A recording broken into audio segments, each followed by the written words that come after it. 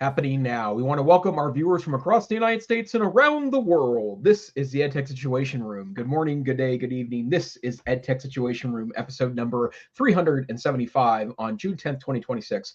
My name is Jason Neifer, and I am the Executive Director of Montana Digital Academy, which is the state virtual school located on the beautiful University of Montana campus in fabulous Western Montana. And so great to be back and joining my friend and colleague, Dr. Wes Fryer. Good evening, Dr. Fryer. How are you tonight, sir? I am great, Jason, and I am thrilled that you are back. It was good to have a few guests on. Had some fun with that, but you've been checking around, so you're in high demand, my friend. Yeah. Well, 3 weeks of that was I did go on vacation to Australia with my wife's family. That was completely delightful and really amazing trip, amazing country, amazing traveling. And yeah, I've been kind of getting around a little bit. And in fact, June, which was supposed to be kind of an off month, I'll be traveling around a little bit. Probably the one that's most interesting is I am keynoting a school or a conference in Boise, Idaho at the end of the month for staffs for State School Board Association. So really exciting to be there, talk about a little bit about the future of work and how what's happening in schools can also impact those that are supporting schools. So really great to have that opportunity. Awesome. Well, I got to take a week with my sister and take our father out to Colorado for the 63rd reunion of the U.S. Air Force Academy class of 1963, and might be their last, big reunion together. Who knows? But nice for school to be out. My wife started one of her camps this week, and I start my STEM summer camps next week. So, gonna have a campy summer here for a while, but that's going to be good. And in the world of AI, I'm doing some coding mini games with AI, and anyway, it'll be interesting. It really will. Well, yeah, and I am jealous that you get a summertime to experiment, because I will say it took me a little week to kind of shake off the stress of my job. But once my head was clear, traveling last month, boy, did I dig into some things. And I honestly can't remember what we've talked about all in the past, but I have plenty of kind of random anecdotes. I know I'd sent you an email on a little agent thing that I had built one night. Literally woke Yes, up. I want to hear about that. And hey, wow, 14 live viewers. If you care to, let us know where you're tuning in from tonight. I dropped the link to our show notes there. We've had both a WWDC and a Google I/O since the last time we talked. So there's about And a a million. Microsoft build. What's that? And a Microsoft build. Oh yeah, well, I missed that one. In fact, today I might do it. I think I'm going to write a post called LinkedIn sucks. or LinkedIn is trash, because good grief, not only does it deprecate when you try to share a link, which is like the foundation of networking, is sharing links. It also does not let you message everybody. Like I listened to I guess it was a podcast or whatever, and I was like, oh, only network I found the person on was LinkedIn. It's like, no, you need to pay to play, baby. Anyway, so yeah, I'm skipping Microsoft Build. If you want to give us the Microsoft Build update, that'll be fine. But well, I intended on throwing a link in here. I did not. The one super interesting thing to me is that Microsoft is making a lot of progress at building their own internal models, and part of it was that it's really clear they've answered questions this way in interviews after Microsoft Build, but basically they don't want to be reliant on other companies for builds, and that's a huge shift from a couple of years back when they were really touting their investment in OpenAI. I know from just reading the news the last 8 or 9 weeks that they recently also struck a deal with Anthropic, and so apparently Claude Code has been kind of working its way through Microsoft, and it's apparently very popular. But I think they're called MAI models. And we talked about, I think, one earlier this year. They released an image model that was actually pretty good and scored well on AI arena constant leaderboards that bases it off of real opinions from real generations, but they now have a couple of foundation models that they're releasing, and it's I think it's a good thing. That in the end, I don't think it's going to be down to one model. I think we'll always have multiple models because of the inconsistency in output with AI. So we're always going to want multiple models, but I don't think it's a terrible thing that Oh Microsoft is gosh. doing their own piece, Oh yeah. and that they're trying to be competitive in this space. But I think that's a good segue to talking about Apple, because one of the things that they did was kind of not. I mean, I didn't read give up in the release of or the public release of what they're going to do with their relationship with Google, but it's really clear that they understand that they are very behind in at least the development of AI race. It remains to see, because a lot of the stuff that they announced in their pieces this week was stuff they actually announced 2 years ago at when they first announced Apple Intelligence, and just never were able to release stably. So Yeah. All right. Well, hey, let's segue there. We'll try to drop the links to these articles that we have.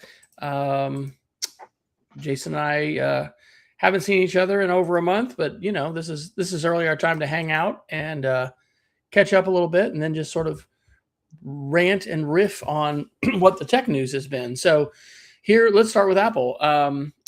So we've got, because tonight we got AI, Apple, Google, and then some geeks of the week. But the Google, anyway, when we get to that, there's so many models. So I actually use some tools to try to get kind of an inventory of what Google just by themselves is offering. But there's the link to the keynote. WWDC, I think, was 2 days ago on June 8th.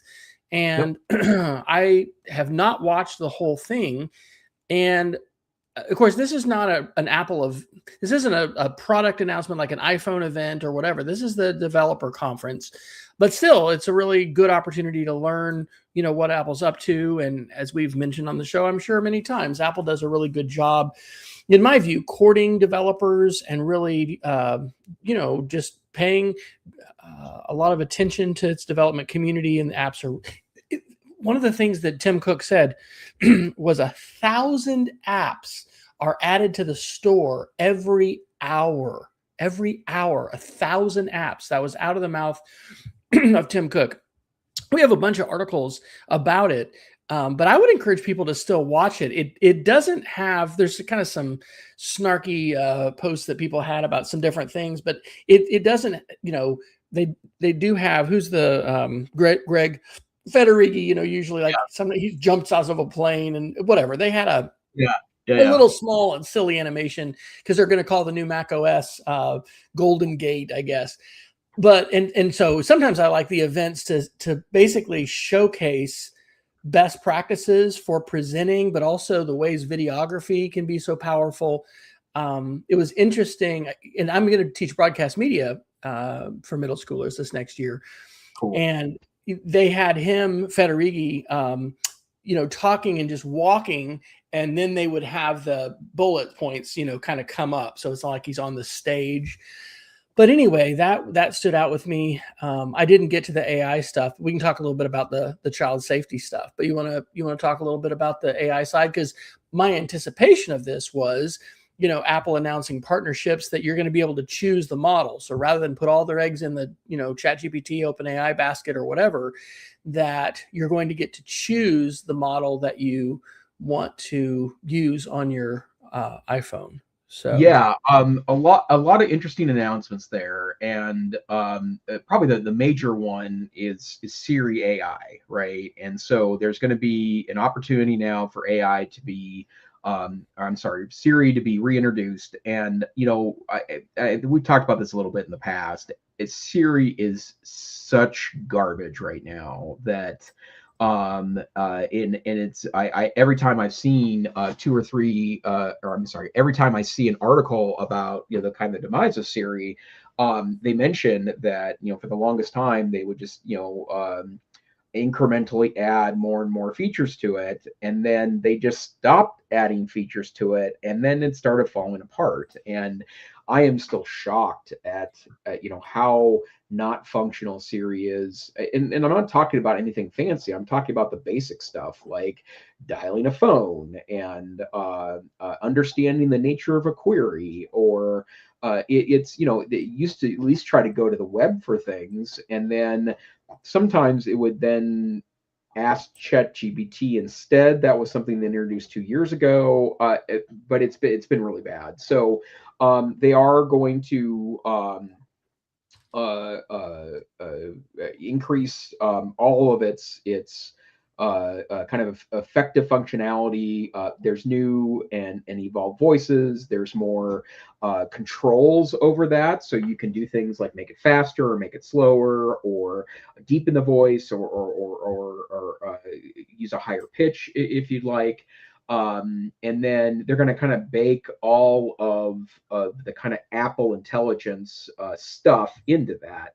And so, from an AI standpoint, that means they're using two models now, primarily, which is Apple's foundation models, which is something that it doesn't get a lot of attention, but my understanding, they are solid models, and the thing that they're super great at is they work well on mobile phones and your laptop. So a lot of the models will I'm sorry, a lot of the features will actually be local to the device. And then they're also pulling in Google Gemini technologies. And like we've talked about when they made the announcement earlier this year, this is, I mean, they're not saying it's Gemini. They clearly are. But a lot of this is just using the technology that they've licensed from Google, and I'm assuming there's some servers and such involved here, but integrated into their individual their existing Apple Intelligence packages. So everything that was part of the Apple Intelligence piece a couple of years back apparently will start working here in a bit. So that's very interesting to me. I know that I saw a couple of kind of prominent kind of Apple people on YouTube. They upgraded to the developer beta and started playing with it and said it's pretty good. So far, at least it works. It's available, which is, I guess, a huge piece of this. But they said it works pretty well so far, and they're trying to get a sense of where that's going. So really interesting updates in that space. And I think Apple's failure was also Apple restraint, which is that they are very famous and they don't like to introduce things that are broken. It drives them crazy. Or necessarily be the first. I mean, they were with the iPhone and iMac and things, but a lot of times they will kind of let the market settle out a little bit and then they'll nail it. Yeah, although iPhone's an interesting example of that. I had a very specific reason a couple of months ago to look at the Apple introduction keynote, or I'm sorry, the iPhone introduction keynote from, what's that, 2007. 16? I was there live in Cupertino in the room. So one of the ways that Steve Jobs framed that, and in a lot of ways, that entire presentation was a masterclass in selling and being a great speaker, right? But one of the things that Mr. Jobs talked about quite a bit was this notion of there's all these smart-ish phones, but they're terrible, right? Like this one's terrible for this reason. This one's terrible for this reason. And at one point, he actually makes an sound, right? Like very like visceral, disgusted with the products, and then introduces this radical shift in the design. But that's very Apple, right? Like that for they own plenty of patents. It's not like they don't invent stuff, but they're also better at kind of sniffing around the market for what isn't working and then solving those pain points. Yeah, they're in so many different markets, and that's a challenge at events like WWDC, where they do have updates to share about so many things. The keynote was an hour and 15 minutes, so it didn't like stretch 2 hours, but there are so many different OSs, Vision OS, Web OS, or, Apple TV OS, all the different things, watch OS. Yep. Let's see. I want to note that, and again, I've only actually watched myself about a third to a half, but they have some impressive speed bumps that go all the way back to iPhone 11. So this Wow. is the biggest update, or this is the most comprehensive update in terms of the number of platforms that it runs on. And this is one of the things Apple, of course, has to do at these events. This is a developer conference, but it also is for regular folks as well, is explain real technical things, Yeah. try to in some clear language. And so some of the methods that they did this by is preloading data but just getting launch times up and transfer speeds and like AirDrop and a bunch of those kind of things, which I thought was good. But the number one thing, and this is like the EdTech situation room, so impact for the classroom, involves screen time and child safety. So I dropped the link to Apple's new child safety website. I also dropped the link in the chat for their official Apple newsroom post about the whole event. There is, and we've talked about this some, but a huge backlash that is continuing globally against screen time. A lot of it, not all of it, but a lot of it fueled by Jonathan Haidt in his book, The Anxious Generation. We saw it, and this is just my theory. I don't know this. I haven't read the data, but there was a sizable reduction in enrollments in many of our technology and computer-oriented programs, elective programs for next year. I think some of that, at least at the middle school level, has to do with this backlash. And so what Apple spent at least 10, maybe 15 minutes of the keynote doing is really speaking directly to parents. And of course, Apple wants kids to have devices, but their encouragement is to really, really limit kids having devices until they're 13. And then when they do, really use the tools that are available to keep close tabs on the things that they download and use. And then also, just who they're contacting and all that kind of stuff. So one of the biggest changes that I've just seen, and I haven't run this, and, our kids are all out of the house now, so I'm not having any child accounts, but you can convert any Apple ID to a child account. That's important to do. But in addition to like time allowances, it comes with categories, and you can have time windows and then also time allowances, by app and stuff, and screen time schedule. It'd be kind of nice to be able to, I don't know, set that. I think about a family that has a lot of kids, I don't know that there's a dashboard, but you can do that by device, and they're giving more options for that. So I would say for all our educators out there who might be listening to this, a really, really good parent university session to offer as a school, as a tech department, an IT department, would be to talk about screen time and talk about limits and talk about the tools that are available. So I think, because this is still beta, right? This OS isn't, I checked today and I can't download it. I'm not on the beta version. Yeah, you have to, in fact, it's the developer preview. So yeah. So this, yeah, but by fall, by perhaps August, September, it's going to be out there. And so I think this would be an excellent thing to offer to parents. And I would really say and encourage everybody to advocate for a more nuanced view of screen time rather than binary. It's either bad or it's good. There are all kinds of ways to use our screens. FaceTiming or video conferencing with grandparents, it's a great thing to do, even with young children. And studies have shown that kids know it's not just a recorded video, it's live. It's really grandma. There's all kinds of creative things that can be done. And so Apple, in my view, in this keynote, is making that case for the creative and the beneficial, the learning uses of these apps and these devices. But they're also really leading aggressively in this era of child safety. Of course, one of the things they didn't talk about, and I didn't put it, I guess I did. I didn't.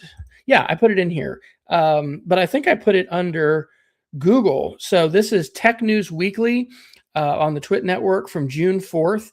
The title of the session is Inside a High School's Deepfake Nightmare, and this is talking about this app that was in the Apple App Store. So it was an approved app, and it was one of these that high school students used to create nude photos of their classmates. And so this tells a story, and this was deeply reported by folks on 404 Media.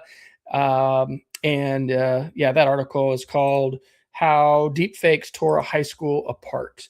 That was by Samantha Cole on May 21st, and I'll drop that in the show notes, and then here is the link. So, in this world of AI, in this world of devices, lots of exciting possibilities, lots of challenges. And one of the things that's important to know as a parent and just an Apple user is just because the app is in the App Store doesn't necessarily mean it's wonderful. And even if it's rated, for a younger audience or whatever, I mean, think about that. 1,000 applications per hour every day, 7 days a week being submitted. What a tremendous challenge the folks who are vetting these apps have. And I'm sure they're hopefully using AI tools, and hopefully that's getting better, but it's an incredible challenge.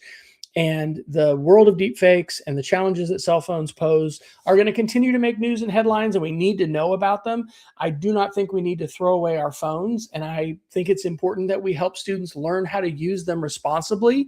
And that's not just a teacher issue. In fact, it's probably even more of a parent issue than it is a teacher issue. So any of your thoughts about that, Jason? Yeah, we're going to be talking about screen time for a long time, I would suspect. And there are laws being passed with hard limits on screen time in schools, and starting to be I think a significant backlash against technology. And I want to be super clear about something that it's not like we don't think that there are problems with poorly implemented tech. Of course there is, right? And one of the things that I've noticed in two of the events I've attended this year is a lot of conversation around outcomes-based procurement, which is such a huge movement that there's a nonprofit behind it. But the idea is that they basically argue that that if the product doesn't do what the company says it does, and you've implemented it with fidelity, then you get some of your money back. That puts skin in the game for vendors, and that because there isn't a huge evidence base around a lot of the products that end up getting purchased by schools. There's been a massive backlash against iReady in the last a couple of months, and a parent lawsuit apparently now is brewing, and some data to suggest that has absolutely no impact. But then I hear Remind me stories. what iReady is. It's some kind of like tutorial learning. Now I kind of like a computer-aided instruction sort of thing, online curriculum. It's adaptive assessments and personalized instruction. Okay. And and iReady is I don't know anything about it. I probably have years ago looked at it because I look at a lot of EdTech tools to see if they might help enhance our program. I wasn't particularly impressed, but then I hear things like from teachers that their district mandates an hour of use a day in elementary classrooms, and like just really silly things like that. And it's that, and no professional learning, and no looking at the data, and that's terrible implementation strategy. And I am very concerned that there's going to be a ton of really strict rules put into place that people assume will fix schools, right? That the only problem apparently is that in the last 25 years we have all this implementation of screens. And don't get me wrong, there's tons of terrible implementation of technology in schools, but we also have not invested in professional learning. We've also not helped students learn about tech. Something that Dr. Fryer and I have railed against for years is this notion that there's digital immigrants and digital natives, and kids are digital natives, and adults are stinky and old, so they can't figure it out. And I saw a headline of a blog post from a prominent educational organization last month repeating now it's that kids are AI natives, and I'm like, criminy, no, they're not. There's nothing about younger students that means that they are going to be better with any technology. But more importantly, like, it's that kind of thinking that led us to poor implementations of tech, right? You can't not offer your teachers assistance and implementation help, and not and then blame them for when it goes wrong. The main statement, and I've got I really want to write a LinkedIn post about this. That, and then the headline is, banning screens is not a proxy for better classrooms, right? That's not the problem, right? I'm not saying that we shouldn't be having conversations about screens. I'm not saying that that there aren't concerns and that we should be really thoughtful about it. But it's the same argument I would have made 1, 5, 10, 25 years ago. And in the end, like, I don't think that, and I have a dog trying to get on the air here, but I don't think that there's just not a lot of sense in, blanket bans, right? Or well, and I'll say one other thing here, Wes, and then I'd love for you to comment. Um, uh, I've There's been about 6 months of this where I started slowly hearing more anti-screen stuff on social media. And it really came to a head for me about 6 weeks ago. And what's happened is now all of a sudden, the wannabe teacher influencers on places like TikTok, and I see them on Instagram, Reels and YouTube Shorts, is they want to start bragging about their paper classrooms, right? And I saw again, wannabe teacher influencer last week pitching her interactive notebooks, which those have been around for some time now. But, like, we're not, and I'm not saying you can't learn with a paper notebook. I'm not saying that at all. I'm also saying that even though it's fun to make fun of, worksheet packets, like, there are some really thoughtful things you can do in print that actually would be very useful from a learning standpoint.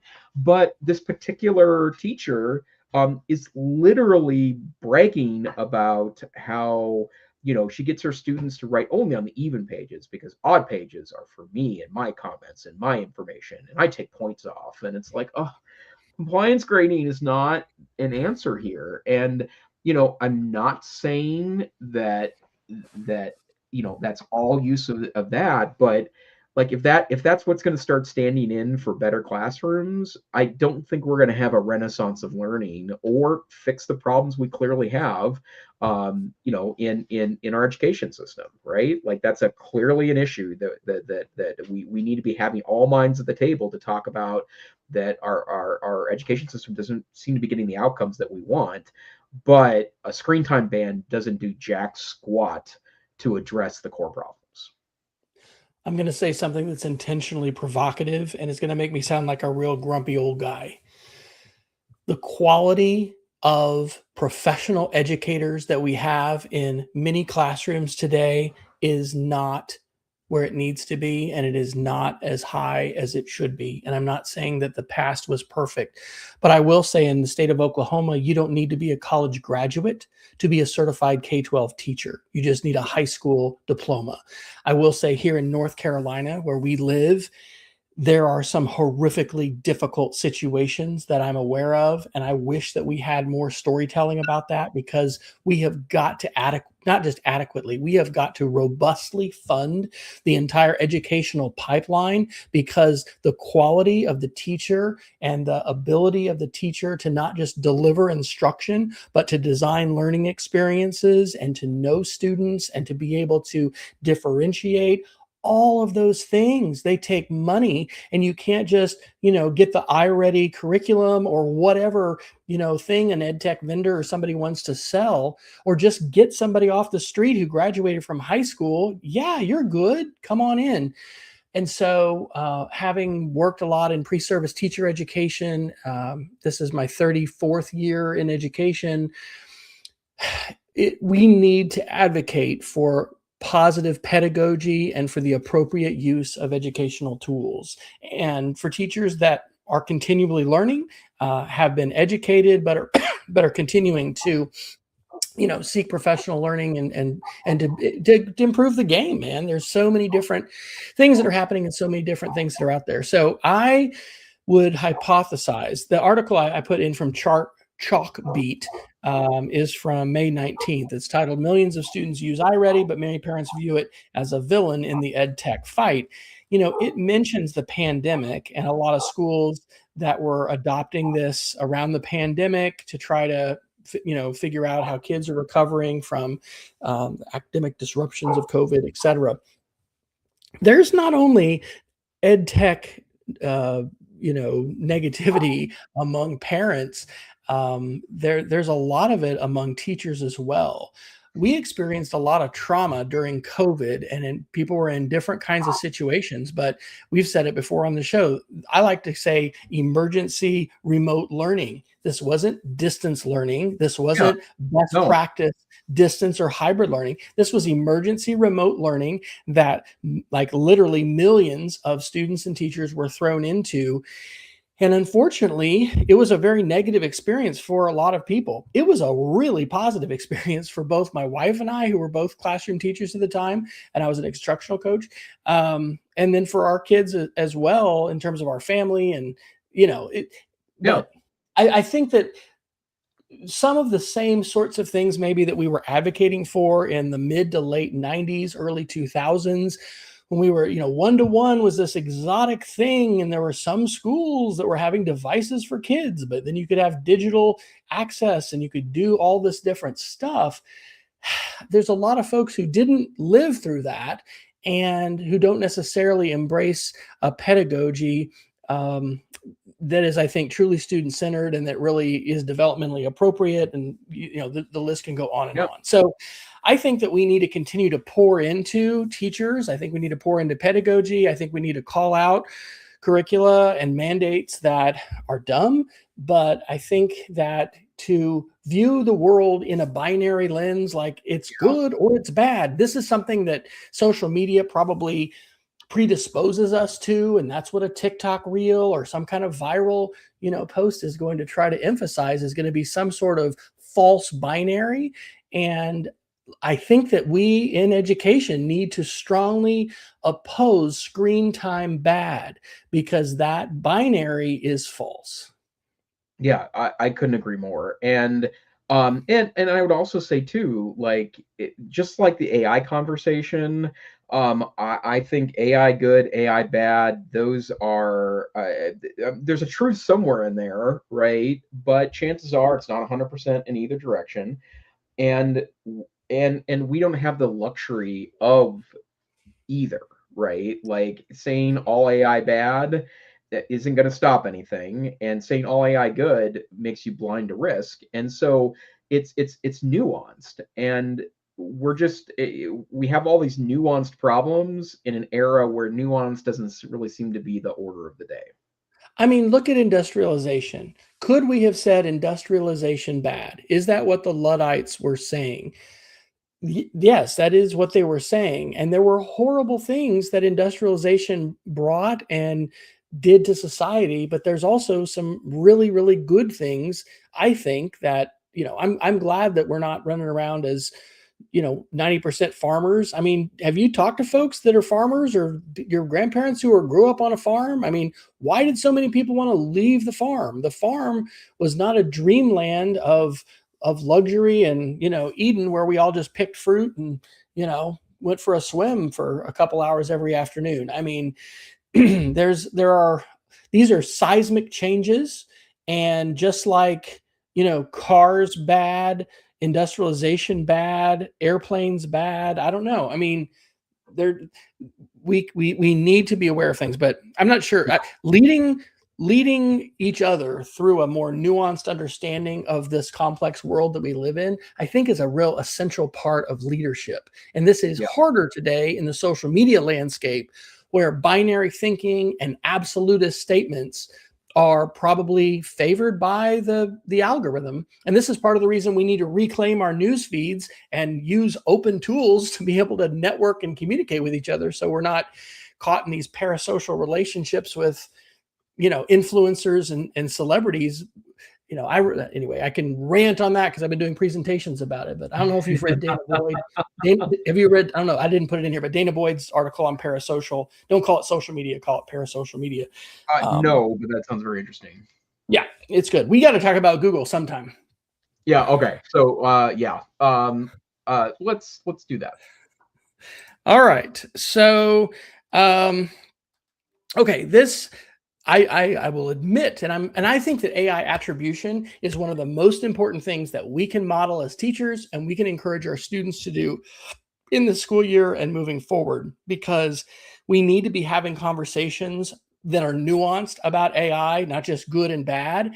And if we don't fully document and attribute what we've done and how we've used AI, it's impossible to know how impressed or unimpressed we should be with the product that's being presented and what kind of thinking happened. So I took 2 podcasts, the Tech News Weekly podcast that I already mentioned, Inside a High School's Deepfake Nightmare, because that really goes into Google I/O quite a bit.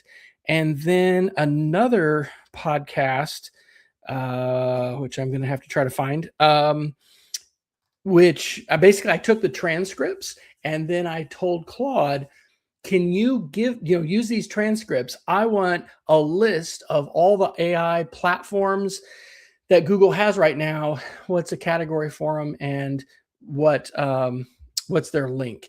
And so it gave me 9. And I'd be curious, Jason, if any of these are new to you or which ones you've used. I'll try to put them. There's a limit in text of how much we can put in a window.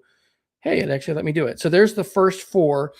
The AI mode of search, this is such a big deal. The search window is bigger. It hasn't been enlarged since 2001. There's all this AI functionality that you can do right inside the search window. You've got the Gemini 3.5 Flash model that's in the Gemini, both website at gemini.google.com and then the API. The Omni model is this multimodal model that you can create from it, any kind of input, start with video, start with text, create multimedia basically. And that's a DeepMind model. I have not used Creative Flow yet. It's now AI's Creative Studio, or Google's. It's a unified creative studio for generating images. It's in labs. I need to start playing with that. That's just the first 4. And then there's 5 more. Spark, the Daily Brief, which I'm getting now with my Gmail, and then I'm also getting the Gemini one. Okay, is that the one that comes? There's one that now comes with the Google Assistant. Yep. Anti-gravity is a development tool for being able to do agent-based stuff, agentic stuff, which I haven't done yet, and I need to. Project Genie is an incredible, make a snow globe of a world. You have to be on an AI Pro plan, which I'm not. And then the Gemini Intelligence in Android. So Google alone, oh my gosh, how do we keep track of all these, and which ones do we need to care about? I would say the search thing is the biggest deal, man, because all of us for years have been used to using Google and searching, and we've had the little AI overviews kind of introduced, but now it is front and center. And this is part of the Dana Boyd article and other thinkers. People are arguing the open web is dead, right? Because of paywalls and because people are not just publishing on their own blogs. We're in Facebook and LinkedIn, and share a link on LinkedIn. You're not gonna get, that shared very much. So people are saying that, AI overviews, this is an AI in search is right now. If it's not an inevitability, it's happening and we need to adjust to it. And I would say that's the number one biggest thing in the information landscape happening right now this summer that we need to get ready as teachers to be able to use effectively and help students, because the Google search of old is gone. Yeah, I absolutely. And there's been a lot of hand-wringing about the Google search piece. And what I would say to everyone involved is that, from a student standpoint, and in fact, I've heard of some tech directors that are trying to turn off the AI search in Google because teachers don't want students to access it. Here's the deal. I don't think we were doing a pretty good job of teaching kids how to search in the first place, right? And we've talked about this probably dozens of times in the 10 years we've been doing the podcast, but um, people act like a Google search is an information retrieval exercise, and it's not. It is a critical thinking exercise, because if all you're doing is typing a search term in and either reading or printing off the first three links, you are not using Google effectively or correctly. And I think that if anything, uh, like, and the AI search is fine. I mean, I get incorrect answers all the time from it. But for in the same way that the critical thing about the Wikipedia isn't always the links, I'm sorry, the articles themselves, but the links that they cite. Like, I do utilize that a lot, or utilize the AI search a lot to see what it's citing from, and then I go look at those pages if I don't like the answer that I'm getting. And like, I don't think it's that large of a change from a search standpoint. Now, one thing I am very worried about is the websites that are hosting the content that it's drawing from, right? And that, I think, and I'm really excited to read the Dana Boyd article about parasocial media. But like, the bottom line is that is something to be concerned about, right? If you have no reason to go to a website, that means you have no reason to look at ads, and that's what's funded the internet for the past 30 years. I'm not saying it's a good thing. In fact, I've argued against it a lot, that one of the mistakes we made was making the internet about free, and that has destroyed several traditional institutions around the world, not the least of which is our journalism system in the United States. But the bottom line is that if we don't have people going to websites, that means people can't look and click on ads, which means that we're going to have even fewer companies that are offering up information and services. Those are the kind of things I'm concerned about.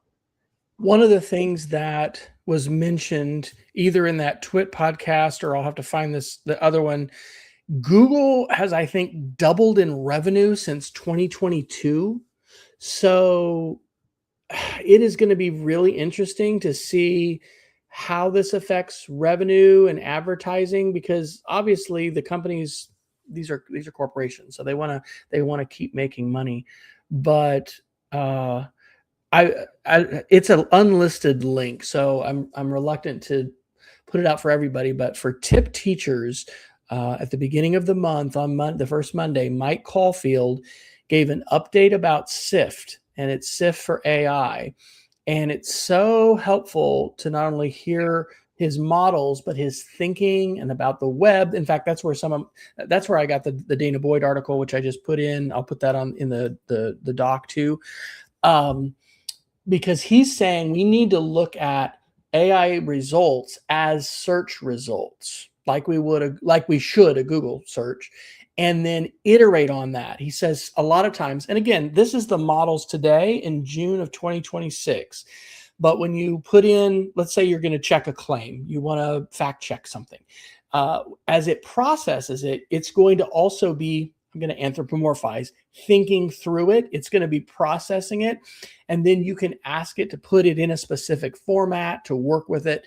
But that whole, to me, it's AI literacy. It's information literacy. It's just literacy. Is how are you going to research claims? How are you going to find information? And then how are you going to work with it? Because like you said, this isn't a vending machine. I mean, maybe if you're saying, what time does this movie start? I mean, of course, there's questions that you can just ask that are factual. They're going to be closed-ended questions. But any kind of open-ended question, and so many questions have a lot of nuance, are going to require iterating, working with it, a feedback process.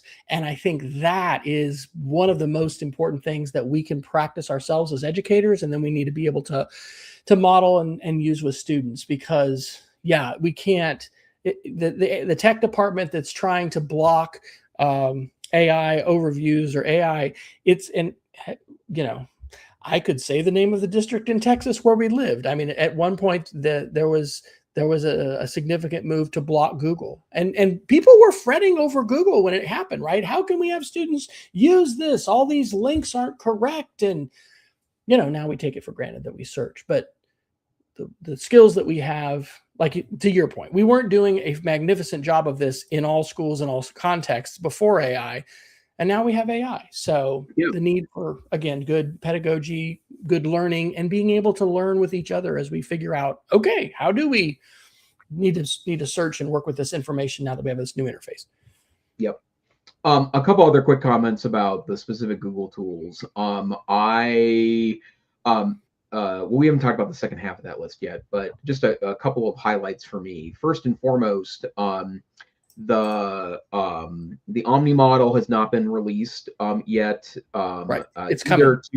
And I would imagine something that's also been happening the last couple of months has come to a head in the last couple of weeks, is that free is becoming not as free as it used to, and even pay models, unfortunately, are starting to put in significant limitations. And so, as an example of that, one of the things that we may or may not have time to talk about is that Anthropic released their Mythos model in yesterday, I believe it was. And in fact, I've been using it a lot in the last 24 hours. And right now, that's available to pro users. But apparently it won't be for a while, or I'm sorry, after a couple of weeks, because they want to limit that to the $100 and $200 tier. Till June 22nd. I used it today too. Yeah, and it's pretty good, by the way. But and you're starting to see Google start to limit things in their Pro account, which is, I mean, there's a lot of ways to get a Pro account for a lot cheaper than $20 a month with all the other deals they do, but they really want you to do their AI Ultra, I think is the $200 a month level. So you're going to start to see some of these things get paywalled to upper tiers, but really exciting that it's headed in that direction. The other thing I want to talk about on this list, actually, there's a couple things I want to talk about on this. Gemini Spark I think it's going to be really interesting, because that, I guess, what has really dominated my brain in the last couple of months, ever since OpenClaw was released in January, I have been very interested in AI agents, because it's the first time I've seen something that is not just about text, it's just not about generating stuff, it's about action on your behalf. And one of the things that, I would say is that my technical knowledge on things like putting up home servers and running Linux and those pieces has dramatically increased in the AI era, because AI helps me when I get stuck. And so this is an example of an old computer. This is a 5th generation i5 processor. And as Dr. Fryer knows, I have way too many machines sitting in my home. But so this is a minimum of a 11-year-old computer. You could buy one of these for probably $20-30 on eBay. Stick a better hard drive in there, more expensive than it used to be. Stick in 16 or 32 gigabytes of RAM, also more expensive than it used to be.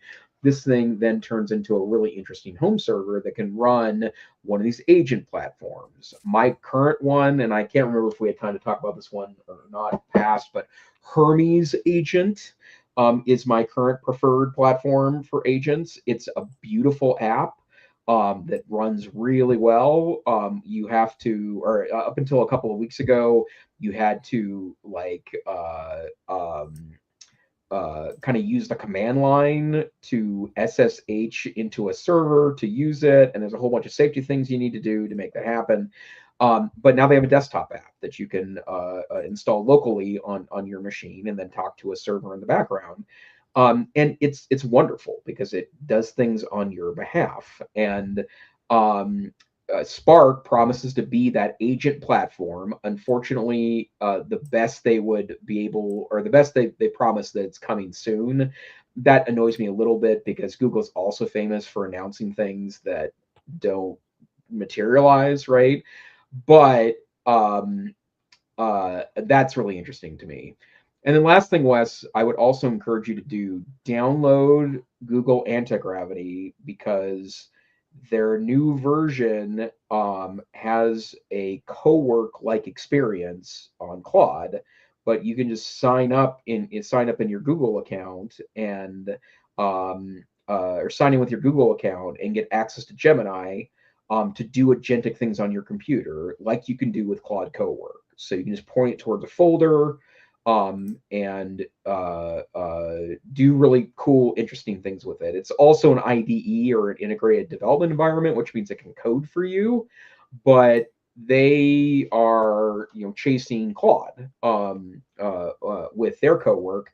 And I would also mention too that Codex, which is the OpenAI ChatGPT coding agent platform, also will do agentic things now, right? So if you have a ChatGPT account, you can download Codex, install it on your machine, and then point it towards a folder and say, reorganize this folder, or look at my Obsidian vault full of markdown files and write an index file, or do a whole bunch of interesting, funky things. So, for you teachers that have the summer off and you're looking for experimental things, if you're on the nerdy side of all this stuff, I think it's a good summer to dig down deep into agents.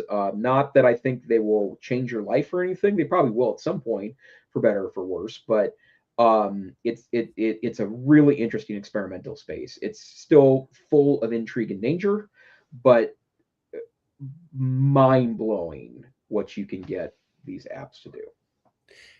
Okay, here's my Claude Fable story. So loved having Caitlin on the show as our last guest. Yeah. I released Pod Commons, which is the most extensive AI, coded app of any kind, but vibe coded app that I've done. This is a podcast discovery and sharing platform that has a Firebase backend, and I've been coding it with the Sonnet 4.6 model of Claude. But like you said, Jason, now Claude for paying users allows access to Fable. I don't know about Mythos. I think it was Fable 5 until the 22nd.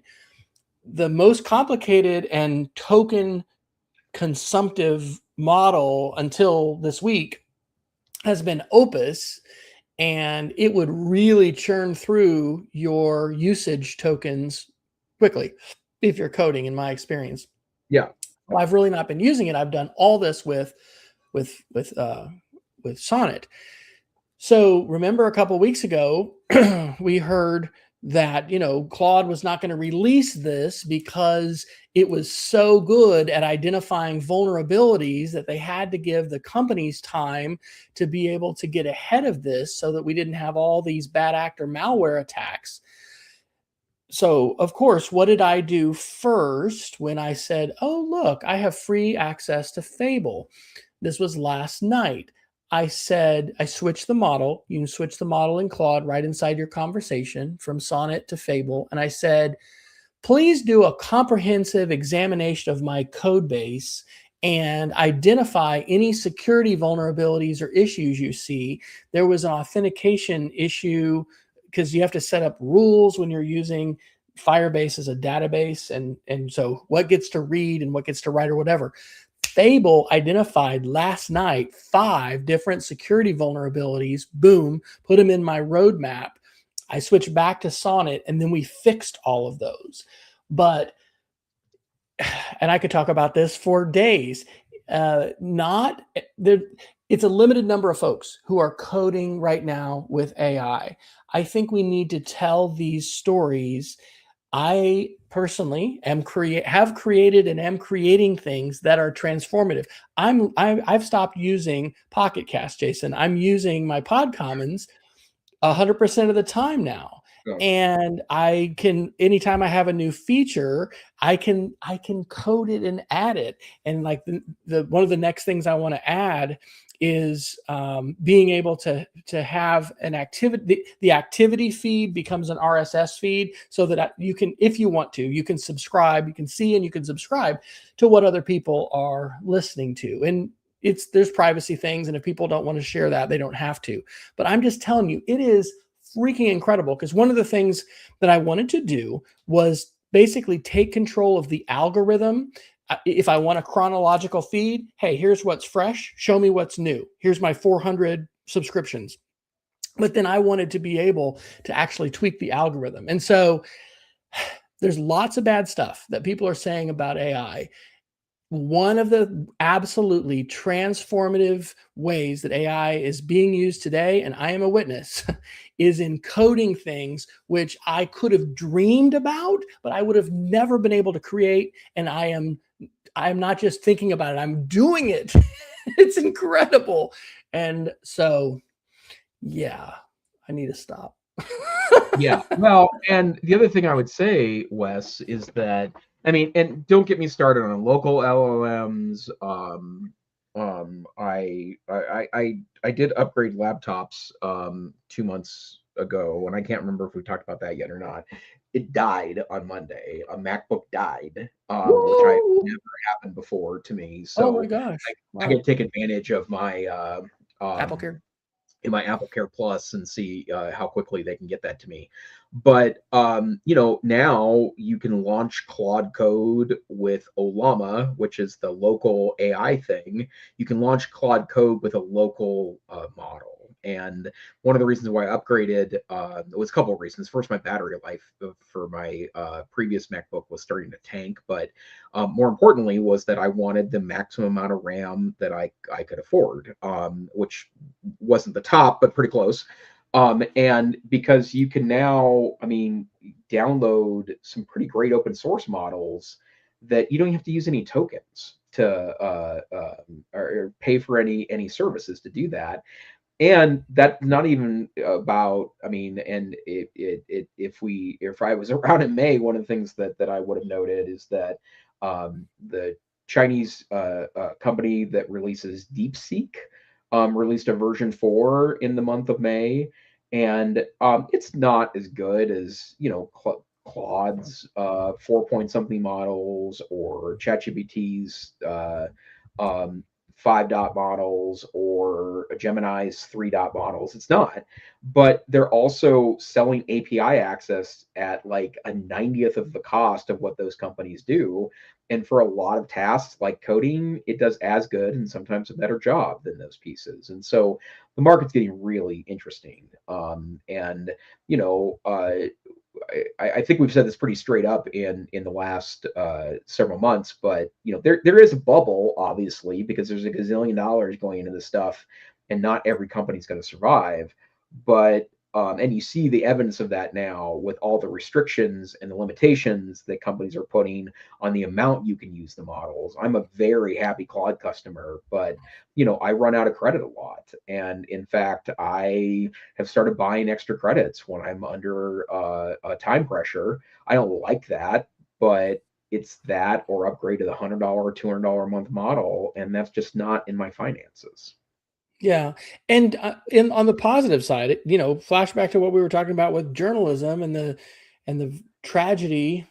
It's not the tragedy of the commons, but I mean, with what's happened with journalism and not being able to figure out a viable model, Yeah. I believe we want multiple players to figure out how to survive financially and provide these kinds of tools. I mean, I don't want to go back to the Stone Age where I don't have access to these tools. I don't think we're going to. I do think there's a bubble as well, and I think there's going to be a correction. And obviously, if I knew everything about economics and markets and things, I probably would be trading stocks and not teaching middle school as a day job. But yeah, there are so many positive uses of these technologies. The hype cycle is real. Media literacy is so important. And these conversations, it's why I value the times we get to get together and toss this stuff around, Jason, because just processing the change is really, really it's a big challenge. And it's something that we on an ongoing basis, we've got to do it. So, and it's not, because it is not just about this model, that model, kind of like an Apple event or whatever. Woo, it's the new phone. But it's like, how does this then impact how we live our lives, how we teach our students, how we lead our schools? Because there are those kinds of implications. It's not like, oh, look, my camera's better, now I take a better picture. These changes they're massive, and the impacts are rolling out. So have you seen any of the folks posting about these Google AI educator? Because there's a few things this summer that some people I've seen on Facebook, I think. Yeah, I have. And then the other thing is that I know that Google's released a bunch of workforce development related modules over out, and the condition of keeping them free is that they get used. So in other words, certain amount of usage continues to get it for free for some time. And I have to say, there are lots of places to learn about interesting AI pieces, but yeah. So grow.google/AI, essential AI skills for everybody. Can you believe it? We have already talked for an hour. I'm afraid we must geek of the weekend and say goodnight before long. Yep, let's do it. Dr. Fryer, what's your geek of the week? Well, of course, I can't just have one.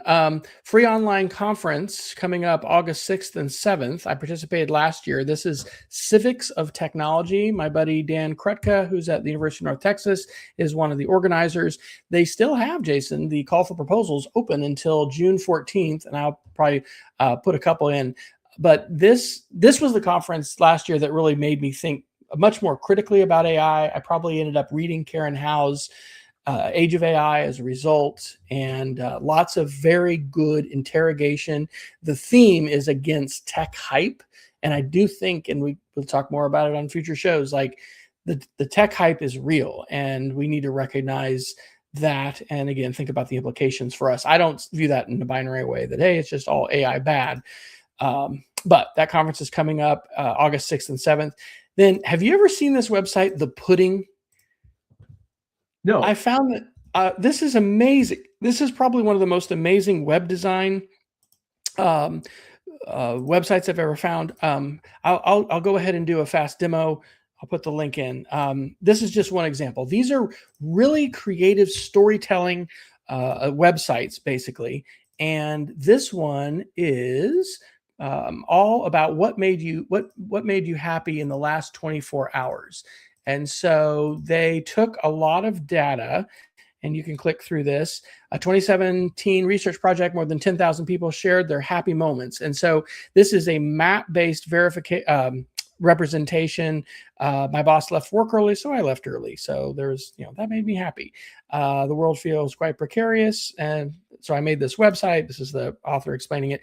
So it's this whole categorized, basically ways to dip into these stories, whether it was serendipity, family related, career and work, education. And so you can step through, they give you a little tour of it. But oh my gosh, and this is just one example from The Pudding. There's all these fantastic examples of storytelling with very creative techniques. And so I'm like loving this. So that is called The Pudding, and that's probably one of my better geeks of the week that I've had, because I'm like, I want to spend time.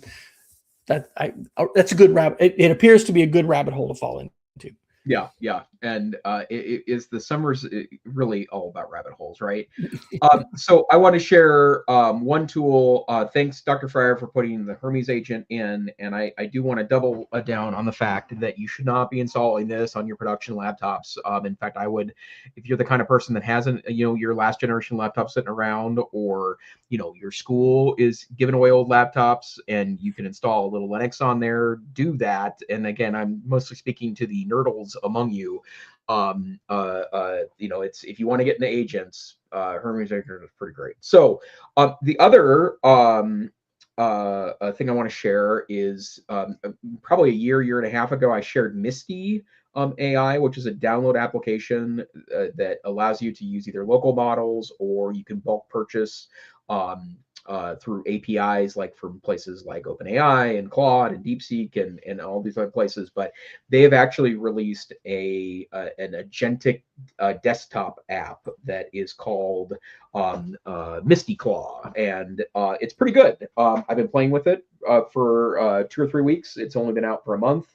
I think they vibe coded it. But it's basically kind of a cool app that you can, again, use a local model or an API to bulk purchase. There's lots of places to find relatively inexpensive compute to do this. And this is, again, it's a nerdle project, but you want something that's a little more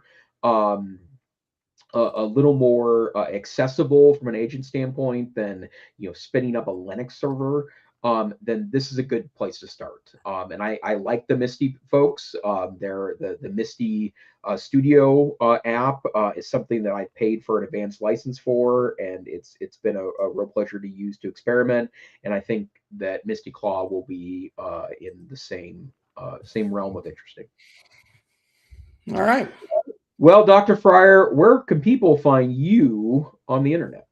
Well, you can just go to wesfryer.com, and I've got more links than you'll probably want to click there. How about you, Jason? You can find me at aicentrist.com, and I'm actually working on a new website for speaking gigs.